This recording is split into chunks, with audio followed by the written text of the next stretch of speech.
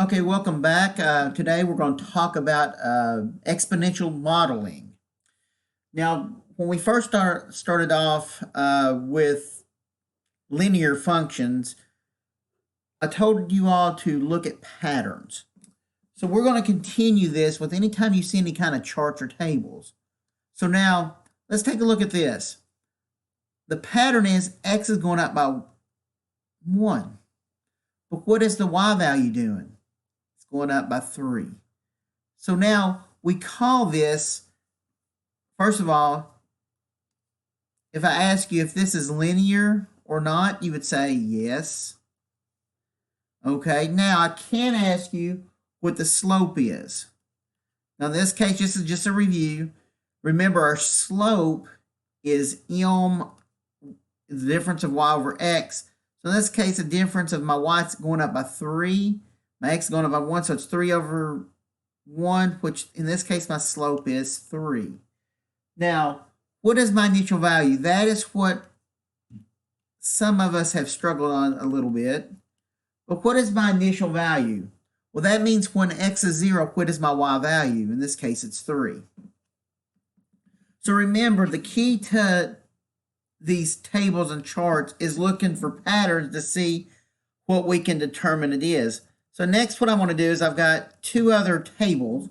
So I want to demonstrate the second one, my second example, and then I want to give you all some time to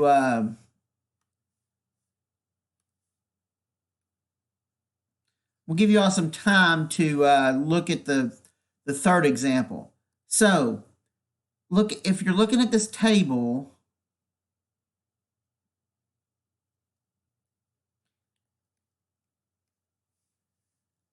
what I want you to think about is what are the patterns? Well, in this case, my x is going up by 1. But let's take a look at my y values. What are my y values doing? Well, look at 2 and 6. Look at 6 and 18. Maybe look at 18 and 54. We're multiplying each by 3. So with exponential equations, we always do a times b to the x. So my a is always my initial value. So my a is, in this case, is when x is 0, it's 2. The b is what's it doing? Is it doubling, tripling? In this case, it's tripling. So it'll be 3 to the x power. This right here is the equation that I'm looking for. Okay? So now I want you to look at the second example, or example number 3. Okay, if you want to pause it, you can demonstrate just what I did. Okay. What is my x value doing? This time it's going up by 1. Now take a look at my y value. That should be you can barely see that. That's a 48. 3 times what is 12? 12 times what is 48? 48 times what is 192? In this case, it's 4. It's not going up. I'm sorry. I apologize. It is actually, that's going to be a common mistake saying it increases by 4, but actually it really multiplies by 4. So my A is my initial value, which is 3. My B in this case is what it's doing. It's multiplying by 4. So my overall equation for this table is y of x equals 3 times 4 to the x power. Now, a really good question is what happens when x doesn't increase by 1? Well, it changes the way we approach solving this equation. So I'm going to show you what happens. So in this case, take a look at x. What's it doing? It's increasing by 2. Now, what's my y doing? Well, we need to figure out what y is doing. So here's how we do this. Increments of between x is when 0 to 2, then when x between 2 and 4, and then 4 and 6. This is what increments are. So what we want to do is we want to start off with the 2. So what is that? That's 6. So what we want to do is we want to take that 6 and we want to divide it by 5. We also want to take, look, 7.2, that's by increments between 2 and 4. 7.2 divided by 6. And my last one, 4, between 4 and 6, you want to take your 8.64 divided by 7.2. Now, when we divide these all out, we do come up with 1.2. But there's however here. Since this is increasing by 2, you make it into a fraction. You put the 2 underneath, so it's 1 over 2.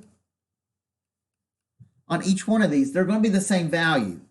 So my overall equation is going to be yx equals, my initial is 5. That is my A. If you want to put A as 5. Now my B is going to be, what is 1.2 to the 1/2? Well, that's what we need to find out. So if we do 1.2 to the 1/2, we get 1.095. That would go in parentheses. And we raise it to the x power.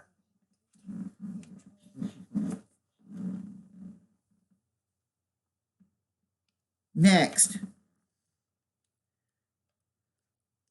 we're going to do this one the same way. We're going to look at the increments first. We're going to look at the patterns, and we're going to go from there. So, first of all, what is x doing? It's increasing by 3.